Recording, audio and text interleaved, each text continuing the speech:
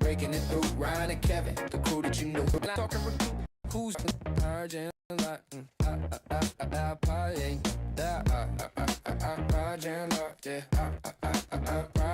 Ryan and Kevin, they're spitting the truth, keeping it real, keeping it orange and blue. Talking recruit, who's next in line? Line our pride, it's about that time. Orange and blue, yeah, that's how we do. Post-game vibes, breaking it through. Ryan and Kevin, the crew that you knew. Keeping it fresh, keeping it orange and blue. From the court to the field, every play, every step. Debating the cause where the game is at. Who's rising, who's falling, who's making the cut. Line 9 for life, never stuck in the rut. Okay, recruiting buzzer got the inside line. Post-game chatter, they're always on time. Breaking it down, they're the voices you trust. Orange and blue, yeah, they repping for us. Orange and blue, yeah, that's how we do. Post-game vibes, breaking it through. Ryan and Kevin, the crew that you knew. Keeping it fresh, keeping it orange and blue, yeah. So tune in, lean back, let the wisdom flow. Ryan and Kevin with the knowledge they throw. Line 9 Nation, this one's for you. Forever proud, keeping it orange and blue, yeah. Orange and blue, orange and blue, yeah. Orange and blue, orange and blue, yeah. Welcome. It is Sunday night, and you know what that means. Another episode, Keeping It Orange and Blue. What's up, Kevin Ducey, my co-host with the most? Yeah, hey, man, it was a fun weekend to, watch some good college football games. We had 5 ranked-on-ranked matchups. There was some interesting stuff out there. We'll talk about that later. USC, come on, man. Duke, come on, man. You guys both had those games you could have won. So, unfortunately for us, that's the way those went down. But, man, hey, we got some basketball today. That was a cool watch. Thank goodness I was finally able to get in. BTN Plus still sucks. But some really interesting things we saw on the hardwood today. It's exciting. The season's getting rolling. So just all in all, pretty good weekend for me. My Bears won. So that was nice. So my Cowboys won. Good. They looked really good. Even though they beat up a Washington team who's rolling out UPS drivers and meat cutters at wide receiver.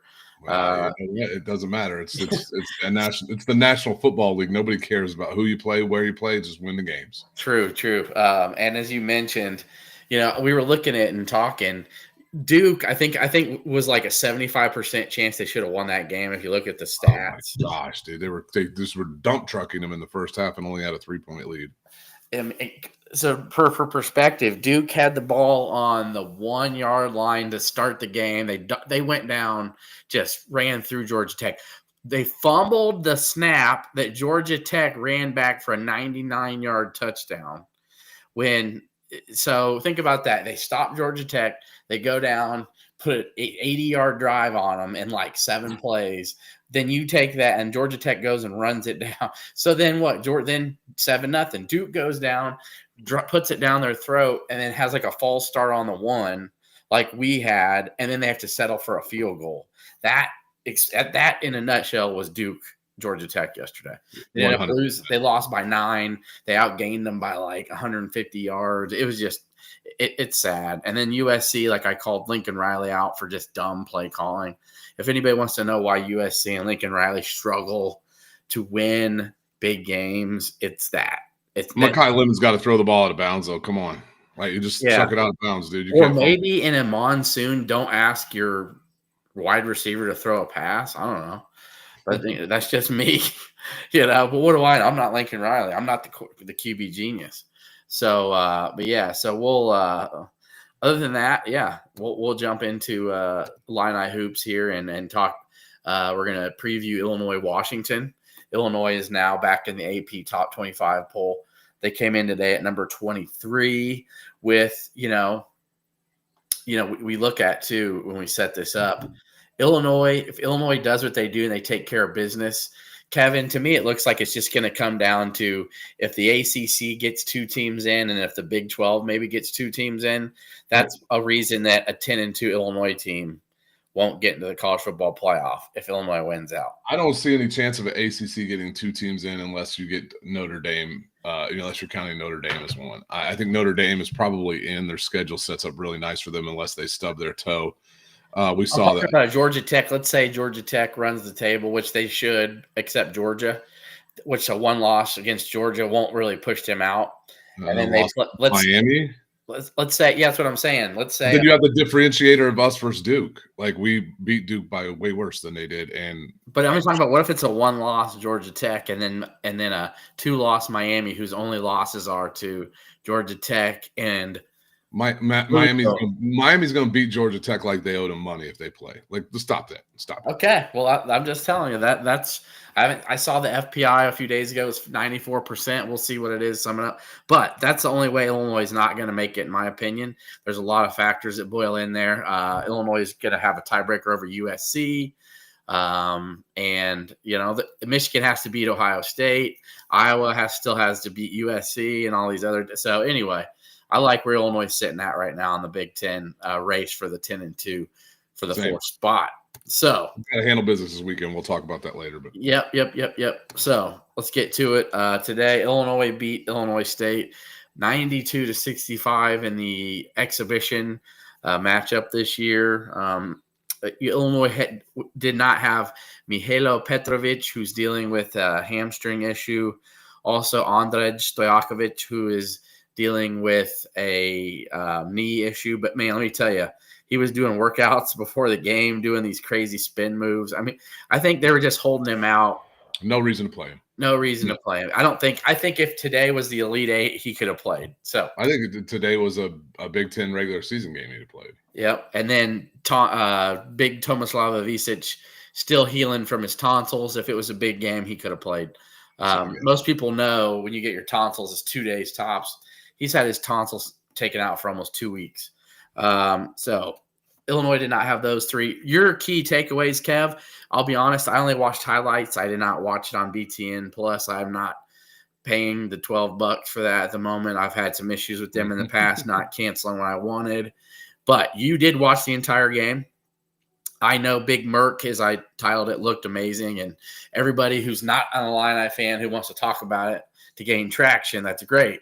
You watched it. What'd you think of it? Yeah, you can't go anywhere but start with Mirkovic. He is a massive dude. I mean, he's well put together and he moves really well. He has some really nice athleticism from a side-to-side quickness standpoint. Good ball handle. Went around his back, brought the ball up the court a little bit. Had a great pass to Zvonimir for a dunk. But he is relentless on the glass, and it's really impressive to watch him work for he's just got a nose for the ball, dude. He's just around the ball. Now, granted, it's Illinois State, and they weren't playing one of their bigs who's a pretty good player, but Brandon Lieb actually looked really good. Impressed with Brandon Lieb, way he played, and a pull for him. I think I don't think any Illinois fans have any problems with with Brandon Lieb playing well, but. No, Mirkovic was great. The guy, like, who's the stat sheet's not going to say was great, but in my opinion was just like I think he was the best player on the floor for either team. It's Kylan Boswell. I know I'm a homer here with Boswell. He just looks so under control and just doing the little things and great defense. Brandon Lee had a phenomenal stat line, and a lot of people will be like, "Oh my goodness, 17 points on 5 shots, got to the free throw line 8 times." Just tremendous defender. And then Zvonimir obviously popped. He does some things that are really interesting. He's my prediction to get the Illinois player self-hate, where our fans hate on our own guy, like Ben Humrickhouse got this year. It's going to be Zvonimir because he does weird stuff. Like, he makes weird plays. He makes weird fouls. I saw from someone tweeted that Coach Underwood stopped Zvonimir and said, "You don't have to take every open shot. Like, you can pass it. Like, it's okay." He's extremely confident for a better shot. That's what he said. You can pass it for a better shot. Yeah. He's thicker than he looked at Arkansas last year. He put on some mass. Ben Humrickhouse is obviously thicker. Ben Humrickhouse, a really solid game today. 9 points, 7 rebounds, 7 shots. Just did the little things, no turnovers, had an assist, 2 block shots. It was just like Ben Humrickhouse looked really solid, really comfortable in his role. Keaton Wagler, like, I know he got a ton of hype coming into this game. I thought he played fine. He is just a really under control ball player. He's amazingly under control as a freshman. Some of the real positives of this game, if anybody watched it, the Big Ten Network student broadcast has gotten light years better. Those guys today were really good. So I don't know what their names are. I hope they're Illinois students. I imagine they would be. They were really good. What was the saying they had a couple years ago we were making fun of? Oh, I don't remember. Bang! There's only whack. Why? Yeah, something like that. Oh, man. But, dude, I think the officials just called another foul. I mean, the officiating was terrible. And it was 47 fouls. And it was DJ Karstens and those guys. You would think. Yeah, they're off the ball, little bumpy, little ticky-tack. I don't know if there's like a rules emphasis that I didn't catch this year. You can't touch anybody now. It's the new rule, I guess. Oh, my gosh. No physicality in the post. You can't do any of that. It just really clunked up made it really a hard watch.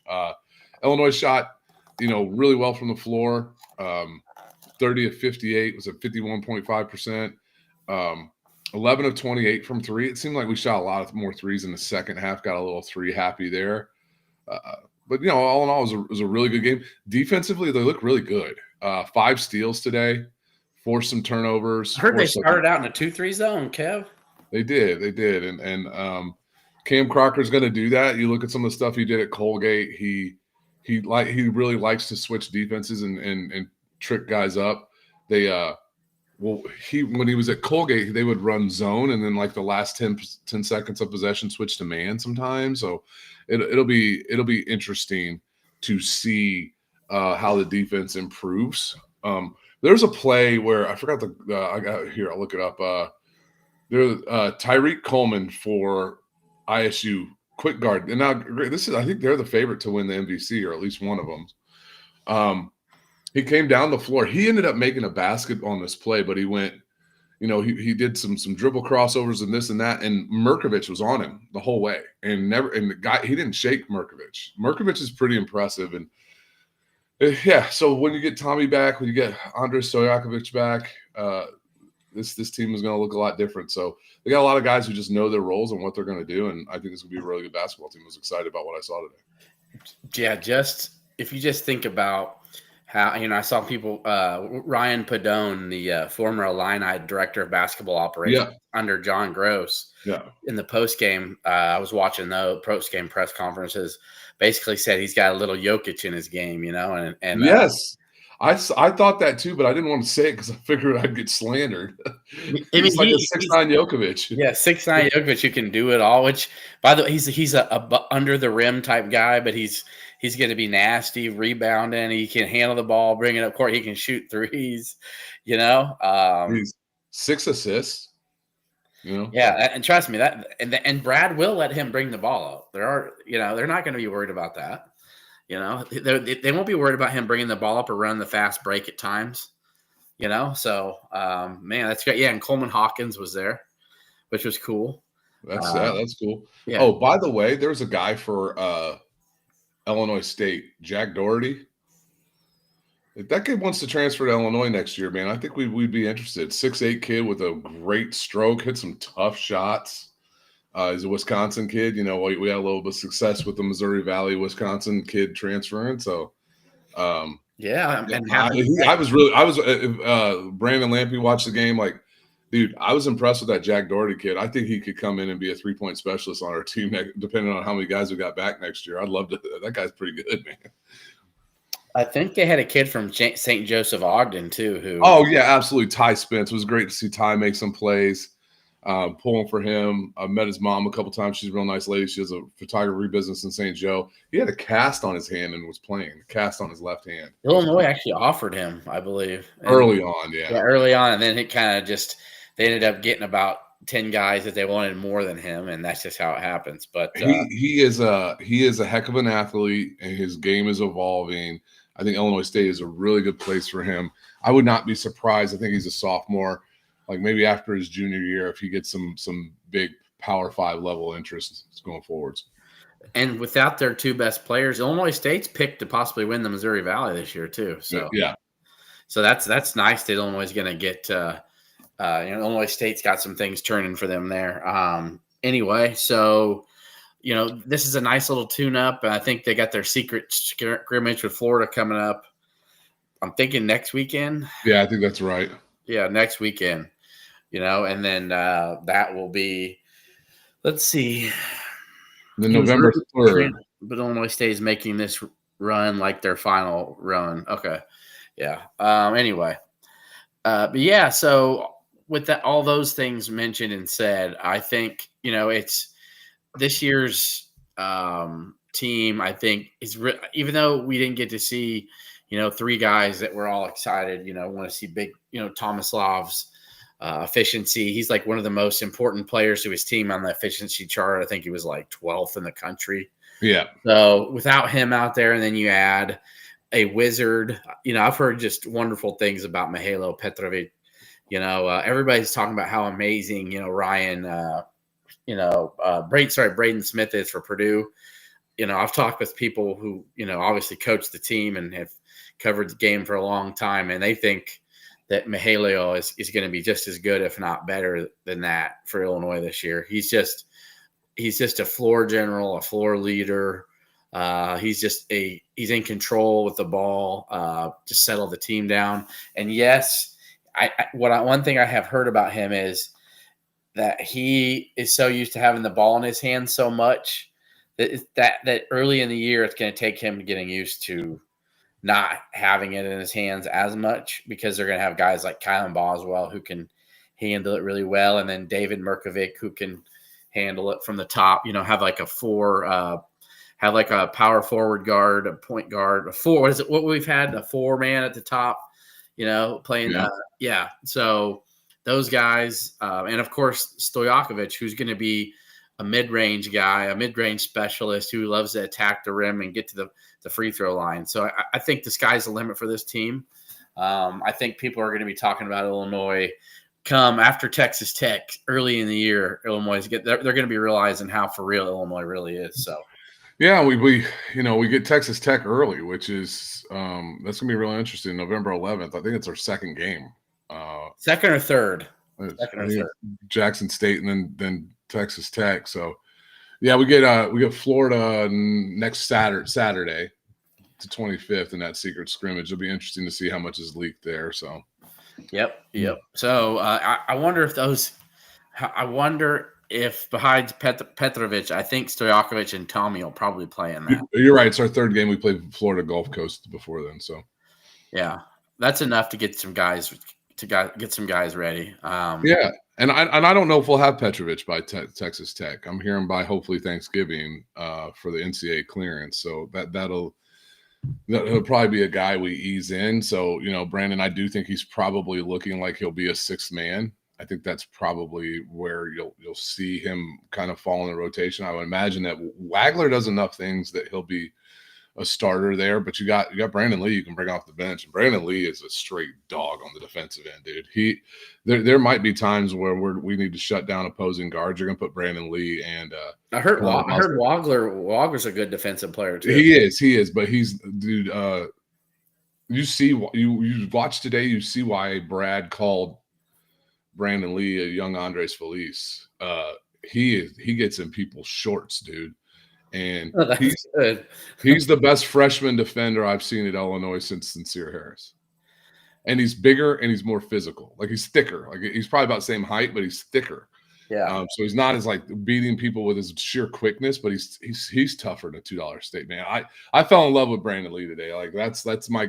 You can't help but fall in love with Mirkovic, but Brandon Lee was my guy today. That's the guy I was like, I love that. Let me tell you something. If Orlando Antigua likes a kid, and he says this dude's going to be ferocious, and he's going to be a fan favorite, I'll believe it.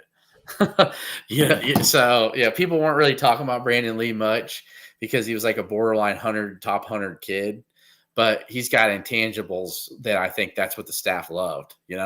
Yeah, all in all, it's good. It looks like it's shaping up to be a really nice freshman class. You got Wagler, Mirkovic, and Lee, who are all going to be contributed.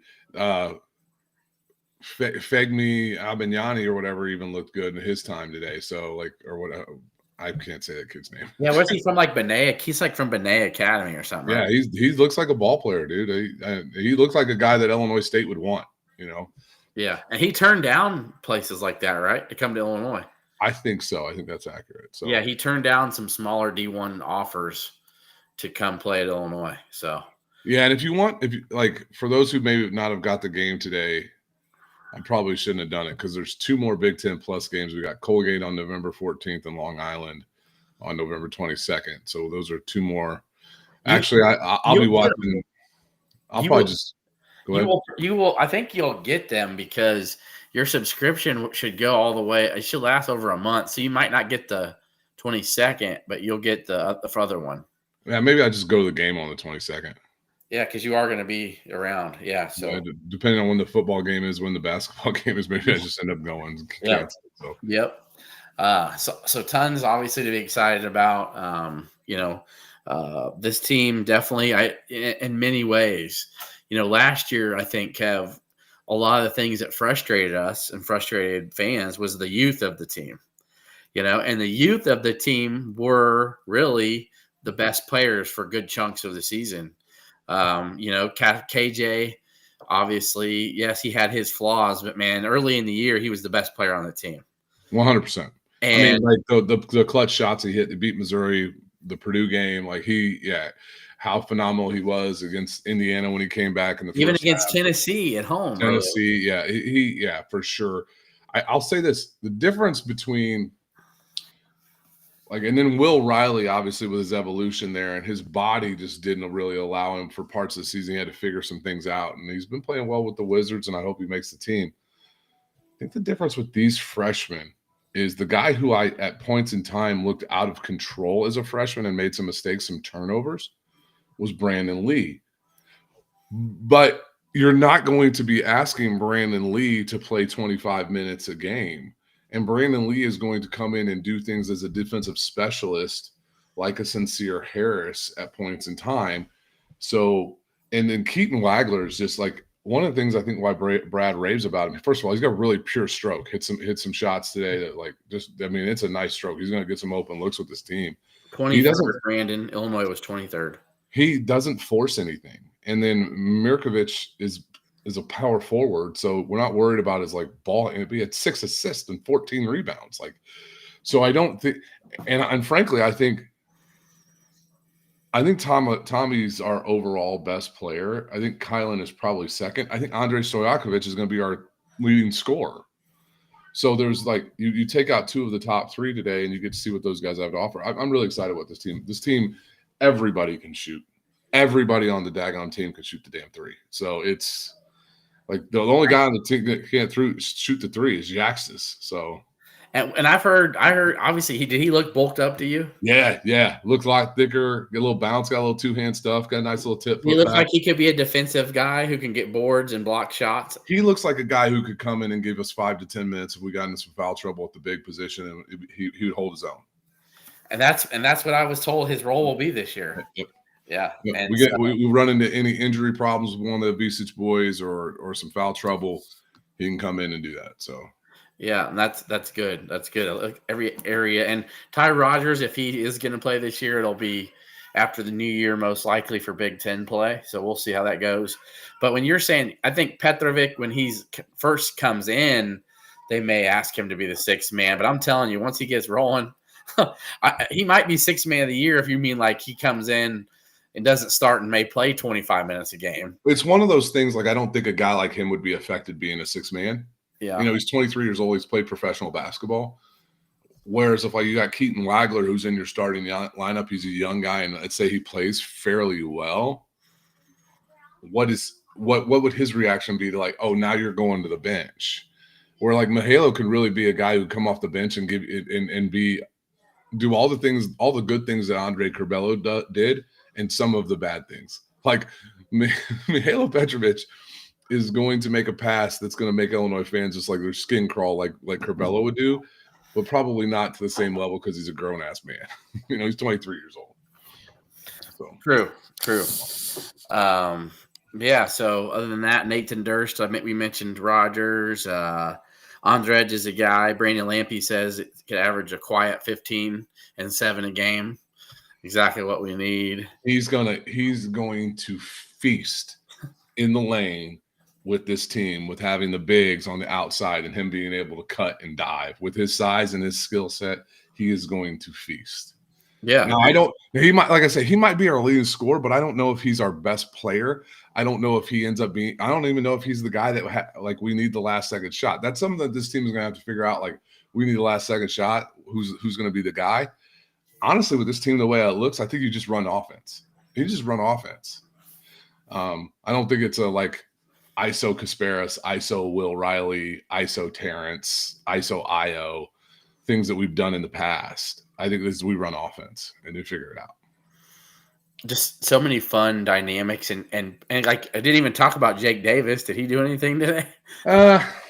No, not really. He didn't hit any open shots. I mean, no, I don't think he even got one up, man. He did Jake Davis things. He doesn't make mistakes. He just doesn't make mistakes, man. He just plays well. That's good. And it's nice to have a guy you can throw in there who knows, hey, just grab a loose ball, right?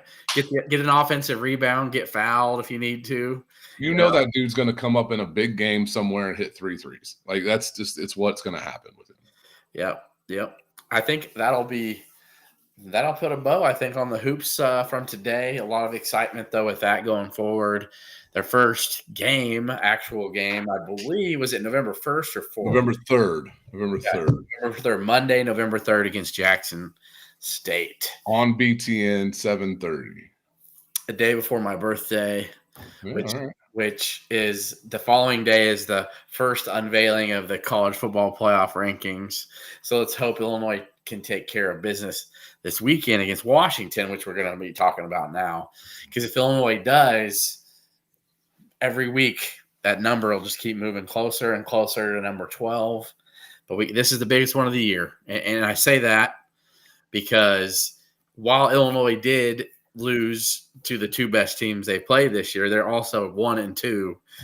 They might be the 2 best teams in the country, by the way. So it's kind of funny how that works. Yes, Illinois did get mollywopped in Bloomington, but let's say all things even and everybody played with a fully staffed team.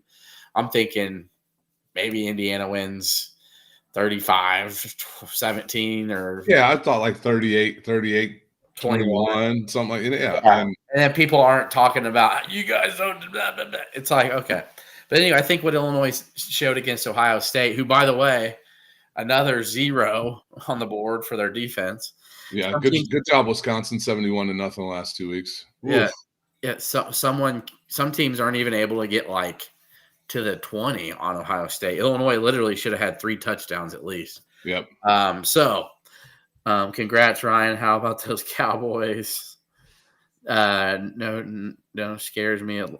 John Gardner's not talking about his Commanders at all. Yeah, what's up with your Commanders, man? Come on, what's the big? Hey, what happened with our teams and the Commanders the last 6 days, Ryan? I don't know. You tell me, man. Look it up. Right, the Commanders, man. Come on, Dan Quinn, what you got? even though our boy Quan Martin's in like every play, he's either missing a tackle on Swift or he's making a big stop. He's in the mix. Like I love Quan Martin. Quan's everywhere. Yeah. He's so like David Mirkovic. He's everywhere. Yeah. But yeah. So, thank you. The Northwestern game should not scare you, Tony. They're a team that doesn't have much offense that has a good defense. They just have a good defense. Not great, but it's good. And they do have a good record, right? And Ryan, I said 5-2, yes. I said before the season, I thought that they were a team that would be better than most people thought. You did disagree with me, which is fine. Look at their last. That's what I was getting. This is what I'm getting into. Is one of the things that can work out really well here for Illinois in that game is they go to Nebraska, they go to SC, they get Michigan at home, Minnesota, then us.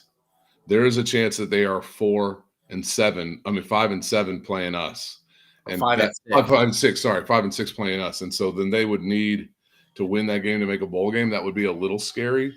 But you're also a team that's coming off of four straight losses. I think they're gonna trust me. They are gonna get beat up and battered in a couple of those games where it's. Listen, Nebraska needs a win like me and you need to win the lottery. Right. Trust me. You think they're going to go to Lincoln and just – no, they're being embarrassed right now. The guy's talking about the ref. in the Yeah, UCLA yes, Maryland game. and guess what? I read her lips talking to Skipper, Tim Skipper, or whatever, the UCLA coach. Her words were, "I thought I saw blah blah," and she said, "My bad." She knows she fucked up one of those plays that almost cost UCLA, and it did. It was a bad call, but we're used to that. I don't think Brett Bielema got any of that. Someone told me they looked up her bio. She's only been refereeing for 12 years, and 2 of them were like in Pee Wee JFL stuff. It's terrible. And she just basically was given a D1 spot, the DEI hire, whatever that, yeah, she shouldn't. She doesn't belong anywhere near a D1 football field. And it's sad that that's where we are right now with officiating. But yeah, so anyway, let's get to Illinois, Washington. Did you watch much of the Washington Michigan game, Kev? I did not. No. Okay. Well, so then how you were able to explain and fill in our fellow lovely, amazing listeners and followers, I did watch a good chunk of it because I'm very intrigued into this matchup. So Washington lost 24-7. The amazing Minnie Mouse, Damon Williams Jr., threw 3 picks. He got drilled in a fumble that on a blindside hit that set up Michigan for their field goal. It was not sharp at all. Didn't look good. It was Michigan, yes, was hungry. They played sound football in their gaps and their schemes. They played a lot of zone too. Man coverage, he's really good because they have some speed at their wideout. Boston's a really good wide receiver. He was one of Michael Penix's targets a couple years ago. He's still there in Seattle. So there you have young players though. They also have Jonah Coleman at running back, who is really, really good. He's thick. He's tough to take down. Yeah, he reminds me of like Jordan Howard for your Bear fans reference. Yeah, he's like a bigger Kyle Monangai. Hey, and look, Illinois fans knew what Kyle Monangai was going to bring to the Bears. If you watch Big Ten football, that dude is tough to bring down. So yeah, absolutely. I love it. When the Bears picked him up, I was like, I like that. That's a good pick. 7th round draft pick. Absolutely. Yeah, I was like, it takes 2 guys to tackle him minimum every time. It doesn't matter. Jonah Coleman is a load. He got a touchdown against Michigan. He gets a touchdown every game. Michigan did a really good job of playing the zone, just not giving Williams places to run, always having a spy on him and making sure that, Boston and those guys were not able to get over the top and just saying, if you're going to beat us, you're going to dink and dunk and we're going to make you go 70 yards. And he was making mistakes in those, at least one every time they went down. They either missed a guy on a 3rd down conversion or he threw a pick. And Michigan was able to force some punts as well. And then, Michigan offensively did enough. Bryce Underwood threw for 230 yards and 2 touchdowns. Gives me – I've watched the Rutgers game as well, so I knew Altmaier should be able to throw for 300 plus, in my opinion. But Bryce Underwood, 21 for 27, 230 yards. They didn't get much pressure on him. And they still didn't have Haynes, but their backup running back had 100, all over them. Yeah, had 133 yards. Jordan something. Jordan Marshall, yeah. So again, as I noticed when you watch them, I watched Maryland have some success on them. I watched Rutgers put up 500 yards on them. The same Rutgers team that scored 3 points on Oregon put up 500 yards and should have had at least 30 against Washington, but they turned the ball over twice inside the 5-yard line. So what's that lead to into Illinois, Washington, Kev? Illinois cannot beat themselves like they did against Ohio State. If you can't be in the red zone, you can't have a false start on the 1-yard line. You can't fumble like you did against USC twice inside your own 5. Even though one was not. The point is the ball came loose, and when it comes loose and it looks ugly and it's close and you can't tell, there's a chance that the Zebras are going to screw you over. So you got to hold on to the ball. You can't beat yourself. You can't false start. You can't take a knee when you're trying to punt. You have to give them long fields. But Altmaier's going to have time to throw. I know Ryan Walters is going to throw a few wrenches in there. He's not going to do the same. But, Kev, one thing I am 100% confident with is a game plan from a Brett Bielema team coming off a bye week. I'm with you. He's 4-1 at Illinois coming off a bye week. Overall, like if you remove his Arkansas stats, he's really, really good coming off a bye week. One of the things I think that looks pretty good for Illinois, it was the emergence of Cole Rusk. And the Michigan tight ends feasted in that game. Zach Marshall had 5 catches for 72 yards. I think Deacon Tonelli, I think Zach Marshall's a tight end, if I'm correct, right? Out of Carlsbad, California. Deacon Tonelli had 3 catches for 38 yards. So they were really utilizing the tight ends in that game. That's 8 catches for 110 yards and a touchdown. That was about half of his yards. Yeah. Yeah. So with the emergence of Cole Rusk, that gives me some excitement. I also think the bye week before you go to a long trip to play Washington dilutes the travel aspect of it. Now, what's not going to dilute it is you're playing in a very, very tough environment. Washington's lost 1 game at home in the last 3 years, and that was Ohio State early this year, 24-6. Interesting enough, the same margin that Ohio State beat us by in our house. So, it's 5.5 right now. Washington's favored. I think that's fair. I think it would be an upset if we win this game. A couple things that Illinois is doing that I'm really excited about is I think we've shored up some things in the defense. I think there's some things that we did very well against Ohio State. The one thing we're not doing is we're not getting off the field on 3rd down. We are not getting pressure on the quarterback. I would really like us to dial up some things.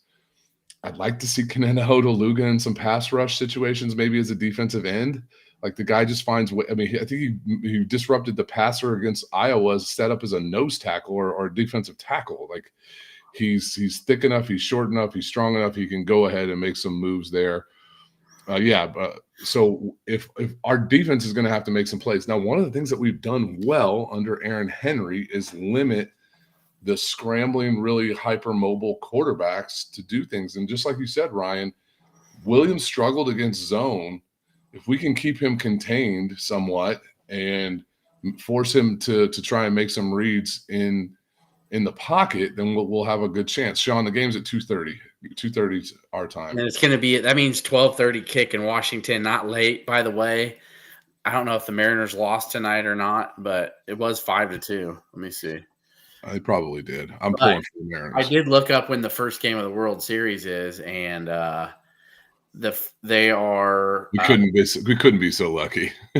No. The first and second games are next Friday and Saturday. So if the Mariners do win tomorrow, that means the Seattle fan base will give 2 shits about the Washington Huskies. Well, it'll be a 7:00 game in Los Angeles. So and that's true. But I'm just saying, wait a second. A 7:00 game will it be 5?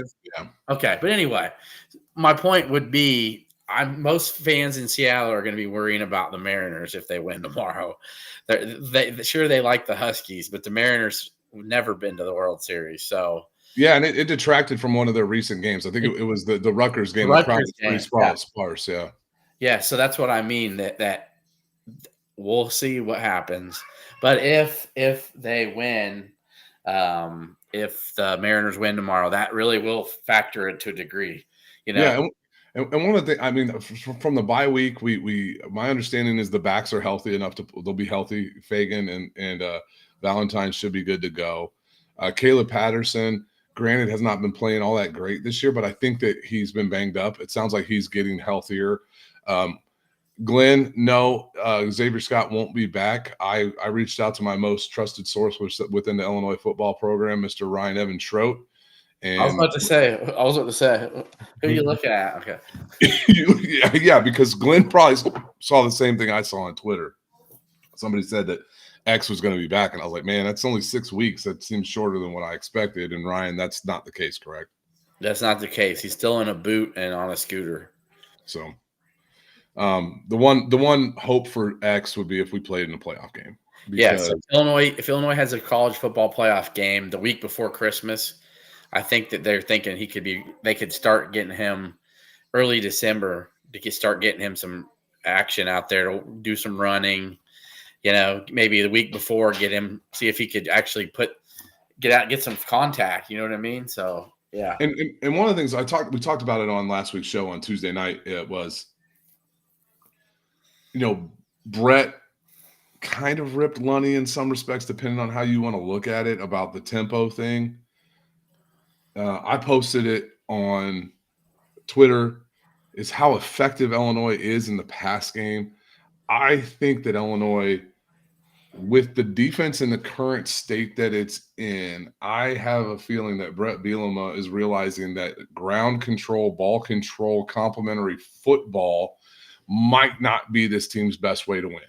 What might actually be this team's best place to win, especially when you're playing a team like Washington, who can give up the big play, who did get gouged by Rutgers, who is to go out there and sling the ball all over the lot, plays hurry up tempo, get Luke into rhythm, utilize Cole Rusk, run them a little bit more 11 personnel, and use the pass to set up the run. I would not be surprised if we came out and did that this week. And, like I said, they have a bye week. You don't think they were watching that Michigan game closely? Oh, hell yeah, they were. And they see what was working, what wasn't. And even if Ryan Walters comes out with a little bit different of a game plan, with he's got long cornerbacks. He's got a couple really good players on the edge they got from Arizona that follow Jed Fish. But that hasn't stopped teams from putting up big yards on them. They have given up some big plays all year, especially through the air. But what I would notice is teams still run the ball on them as well. Colorado State had some success early in the year. They lost 38-21, but still not a good team. I watched them move the ball up and down the field. They just their offense has just been explosive at times. All you need, though, if you can get even a quarter where you stop them even a little bit, that's where I think Illinois can maybe win this game, thinking in the, a mid to upper 30s. You need to you're going to have to outscore them, in my opinion. So, yeah. Their rushing defense throughout the season has been pretty good. It got gashed against Michigan, which was a little surprising, 187 yards, but that was on 40 carries. Illinois is not going to run that many times against them. No, I think Illinois needs to get out there and throw the ball against. If you want to beat Washington, I think the best way to do it is through the air. I think they're most susceptible through the air. I think you saw that in the first half of the Rutgers game for sure. And Williams has been turnover prone this year. If you look at how many times he's turned the ball over, he had a big one against Rutgers, a fumble early, a takeaway for Rutgers. He had a fumble against Michigan. He had 4 turnovers against Michigan, I think. So it was a bad game. Doesn't mean he's going to do that again, but getting 1 or 2 takeovers definitely will be important in this game. And I want everybody to know this. Nathan Durst in the comments, Illinois is not the favorite in this game. So yes, it's going to be a tough game. Like anybody who thinks that Illinois this game's just going to be something that, we had a bye week, they're going to win. No, it's tough. But would you compare to the other team schedules, as I mentioned earlier? Would you rather go to at Eugene and play Oregon? Would you rather play, we already played Ohio State, but Michigan has to beat Ohio State again this year to get to the college football playoff. Iowa has to play Oregon at home. They have to go at USC. I'd rather have Illinois' schedule at 5-2 right now than any other Big Ten team. Yeah. Washington, to me, is a beatable team. Yeah. Yeah, and I mean they're 87th in the country in passing yards allowed. Granted, we're 85th. Sorry, they allow 5 fewer passes, and we all know this. Our pass defense has not been good, but you compare the level of competition, it's not even in the same friggin' ballpark. We've played Julian Sand, Fernando Mendoza, Darian Mensah. Right, 4 of the top 10 quarterbacks in the country in passing yards, passing efficiency, passing to all the passing metrics. And Washington's played one of those teams, and they have a slightly better passing defense than we do. We can get out there and we can throw the ball. We can get out there and throw the ball up. So yeah, Yeah. So Yeah, David bludgeoned. Oregon bludgeoned Rutgers. They were pissed. And they made Ethan Kalikmanis, who's had a really good year, look really bad. you could tell. Do you think Dan Lanning was pissed off from last week? Just a little bit. Yeah. I wonder what that is, man. He uses You don't know what that is? He uses a lot of nasal spray. Smelling salts. Oh man, yeah, former football player. He's addicted to it, I think. Sean Garner, what do you got to say about your Commanders? By the time best time to play Washington is after a bye week. Yes, yeah, Couldn't agree more. yeah. And Jed Fish knows what he's coming into. I saw his post game presser against Michigan. He said he looked like he was just kind of demoralized at how bad his quarterback was, and he was just like, and look, he's like, we got to get back on the horse. We got to get better. He's like, we got a really good Illinois team coming in next week. They know that their season, while not the same for Washington, they know they got to win this game. Plus, they got to beat Oregon later in the year. Yeah, and the thing about I like the coming off a bye week and the fact that we also get them in a bye week a week after they played listen, this is not Jim Harbaugh's Michigan team. That's still a very physical football team. That's still a team that wants to enforce and impose its will on you. And I'm sure that they took some lumps and some they're probably a little bit more beat up than we realize, and I think that's really good for us. So. Yes. And I'm going to tell you, Williams took a giant hit on that fumble. So I'm not sure. I'm not saying he's going to be out, but he's hurting. I just saw that Ben Hummerkaus and Adelia McKenzie are engaged.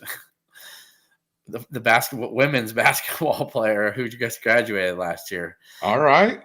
Yeah, I saw her at she's helping out with Game Day Spirit at the Memorial Stadium. I told you guys I saw her, and I told her, I said, you had such an awesome career, I just wanted to tell you, good luck in your future, and I appreciate you playing at Illinois and helping bring the program back. And she thanked me, and all that. And then I see there's an engagement picture with Ben Hummerkaus proposing to her right now. So that's pretty cool. Hey, maybe they'll have a little Illinois superstar basketball player down the line. That'd be pretty cool. For sure. Yeah. So anyway, that's my take with Washington, Kev. I think I see 4.5 right now. Did it move up already a point, people? I just was looking at ESPN bet. I saw 5.5. Yeah. And Penn State has lost 4 in a row, Sean. Yep. 3 in a row. Right? No, Oregon, UCLA, Northwestern, Iowa. Oh, that's right. Iowa did beat them. I totally missed that. Yeah, last I night. totally blanked out to go watch it. It's all good. Now, Genesis Bryant, I don't know. She might be playing pro, but she'll be a great commentator. I know that. Oh, yeah. Genesis was great. Yeah. Yeah. So, let's do our picks for Illinois, Washington. Okay, so 12:30 kick. Don't know what the weather's going to be like there. We've gone over the numbers. We know Illinois came off a bye week. Really was, I'm going to be honest, Washington really, it was 7-7 with 5 minutes left in the third quarter, and that's when the turnover started falling in. Their offense didn't really do a lot until the whole game, but it was 7-7 until Michigan took over. So there was moments where, Michigan really wasn't doing a lot, but also Michigan scored 13 points on USC. So right. And Michigan also got all the way down to the 5-yard line and got stopped on a 4th down play. They weren't moving the ball on them. They just weren't scoring. So, yeah. So again, I really wasn't that impressed with what I saw from Washington this week. I was thinking if Washington wins this game, I'm going to definitely be on the edge of I'm thinking I might pick Washington if they can really show well here. But they did not. Well, you know what I mean? They showed they were okay. But I know their offense is explosive. I know it's in Seattle. I don't care really what the line says. I know what it means for both teams. Kev, I'm gonna pick Illinois here. I think Illinois. I said 10-2. Illinois lost their 2 games. I think that this is an old group that knows what's at stake.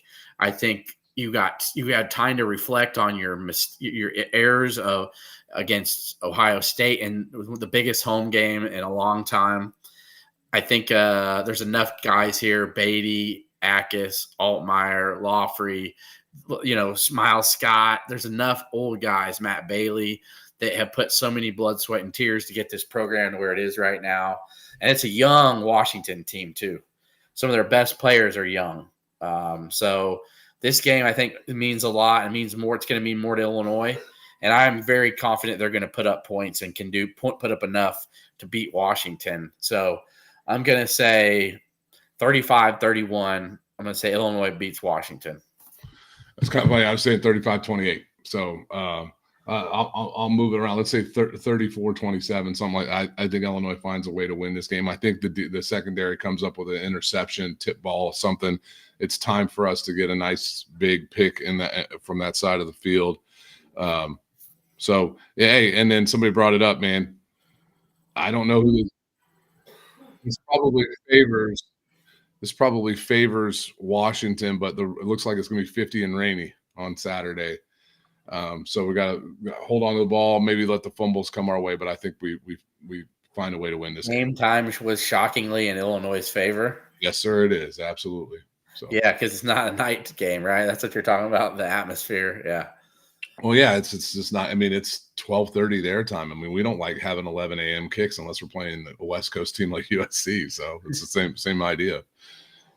Yeah. Okay. Well, that's good. I know our boy Jay Ron I think he's probably going to pick Washington, but I don't know, man. I think we've laid out numbers here, the analytics pretty well for the football side. And Illinois has played better competition. And their numbers are what they are after playing 4 of the most efficient quarterbacks in the country, 4 of the best quarterbacks in the country. And, don't get me wrong, Ethan Kaliakmanis has been a good quarterback this year, but Oregon showed you what level he's really at, and that's what matters. Absolutely. Ethan Kaliakmanis is a guy before this year was a 55% completion percentage guy. Then all of a sudden this year he's just a magician.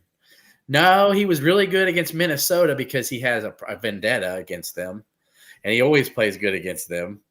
And he looked good against Minnesota, against Washington, because Washington's defense secondary is not good. So that's my take on Ethan Kaliakmanis.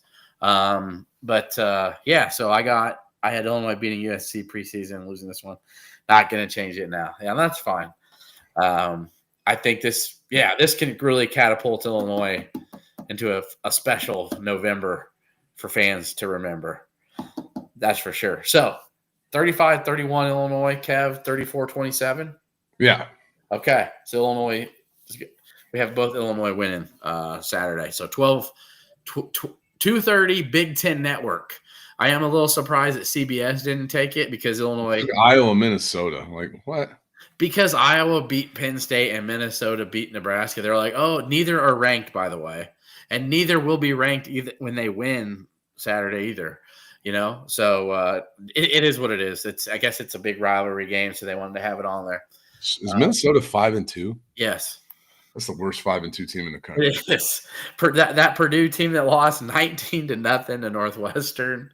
Just whatever they wanted to offensively, except score more.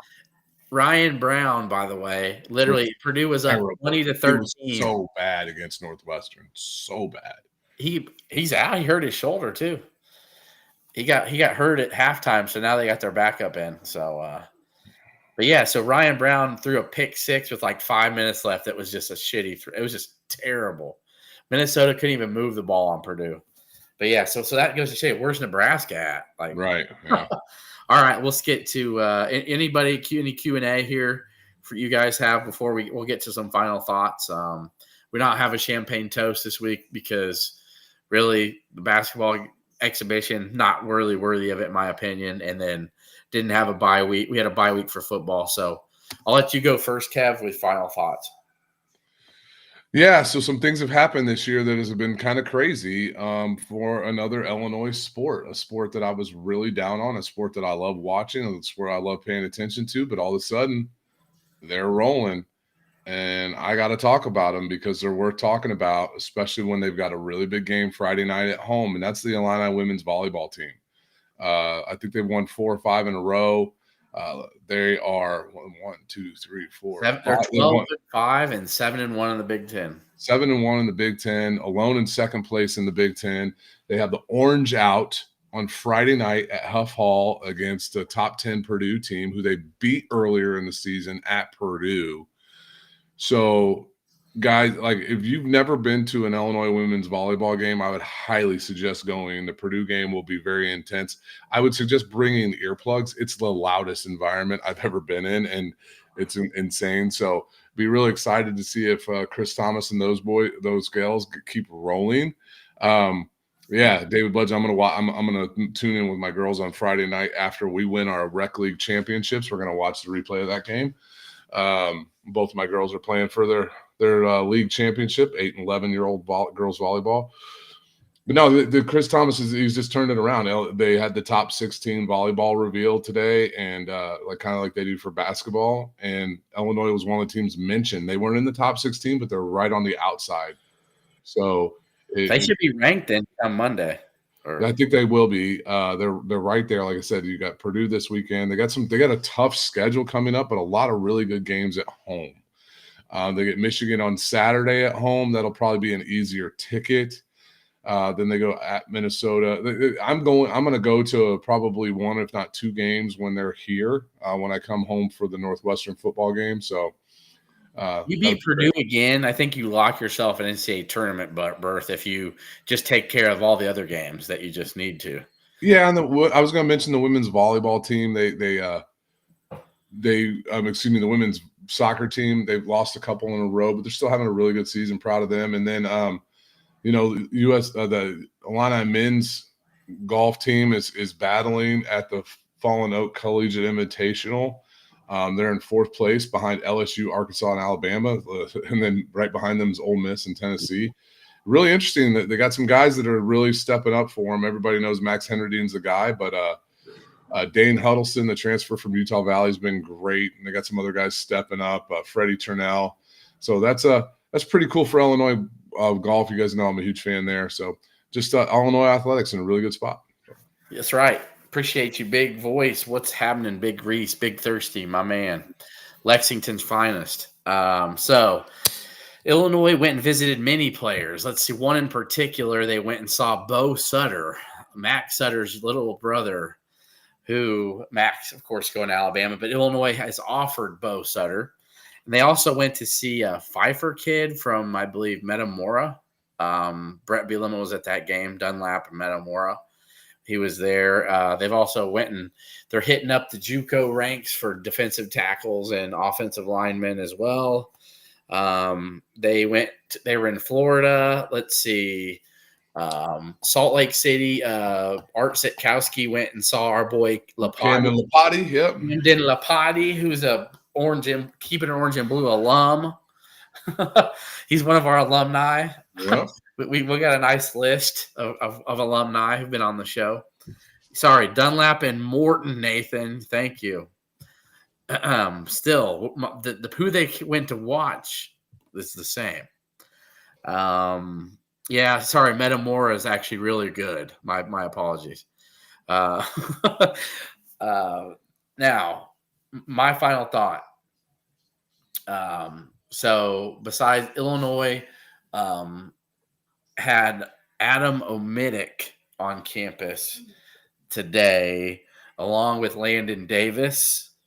Looks like Josiah Jervis, who I broke the visit, and then I broke the non-visit. It sounds like it's between Pitt and Michigan State for Josiah Jervis. I think, Illinois worked hard to get him on campus, but it sounds like he was ready to give his pledge to a team, silent and verbal, and it was really going to piss him off if he came to Illinois. And he's announcing November 5th. But Illinois is in with some really good 2026 kids. Omitic was on campus this weekend. They've had Lucas Merlo on campus. Cam Holmes, who, I felt really good about, but Arizona looks like they got a crystal ball out for him right now. They're going to have a really good class. Like I've already mentioned, Alex Costanza is a kid that I will be shocked if doesn't come to Illinois. I'm going to put a crystal ball in for him more than likely. Luis Suego, the big 7-foot Italian, is another kid that I feel really good about the international route. Illinois is continuing to go that route. It was Jeff Alexander was in Europe a couple weeks ago. Spent quite a bit of time checking on everybody there. So Illinois is still continuing their international recruiting and still working on the states. In 2027, they're really going to hit the states hard. The class of 2027 has some awesome in-state kids that now go to places like La Lumiere, Link Academy, things of that nature. So, that's heating up. I do expect Illinois will get a commitment for 2026 sometime in November. Costanza's just deciding if he wants to announce in fall or spring. And there's a lot that goes into that, especially with people in their corner, their camps, who's paying them, Adidas, Nike, all that fun stuff. So even if a kid wants to announce now and says, I'm going to go there, it's really not ever up to them. There's always a lot behind it, especially these top 100 kids that have millions of dollars following them. That's just the name of the recruiting game, sadly. So with that said, anything else, Kev? No, man. Hey, listen, I'm on the Brandon Lee fan train. That's my guy. I'm going to adopt a new guy. So hopefully I get a 4-year player one of these days again. So Ty Rogers is still my guy. So yeah, we love Ty Rogers. It sounds like you're on the Brandon Lee train. What are you going to call him? B Lee or just Pitbull? What do you got? Pitbull's a good one, man. Yeah. They got, and when he's in the starting lineup, they got to play some Pitbull when he comes out. With that said, we will be back for Fade the Deuce Wednesday night, 9:00, 9:15. Have a good start to your guys' week. Swami out. ILL. I and I. Oh, wait, hold on a second. Thought that I was just going to leave without it? No. It's not how we do. Kevin there spitting the truth. Keeping it real, keeping it orange and blue. That's my wake up alarm in the morning. All right, we'll see you Wednesday. Ryan and Kevin, they're spitting the truth, keeping it real, keeping it orange and blue. Talking recruit, who's next in line? Line our pride, it's about that time. Orange and blue, yeah, that's how we do. Post game vibes, breaking it through. Ryan and Kevin, the crew that you knew. Keeping it fresh, keeping it orange and blue. From the court to the field, every play, every step. Debating the cause where the game is at. Who's rising, who's falling, who's making the cut. Line 9 for life, never stuck in the rut. Okay, recruiting buzzer got the inside line. Post game chatter, they're always on time. Breaking it down, they're the voices you trust. Orange and blue, yeah, they repping for us. Orange and blue, yeah, that's how we do. Post game vibes, breaking it through. Ryan and Kevin, the crew that you knew. Keeping it fresh, keeping it orange and blue, yeah. So tune in, lean back, let the wisdom flow. Ryan and Kevin with the knowledge they throw. Line 9 Nation, this one's for you. Forever proud, keeping it orange and blue, yeah. Orange and blue.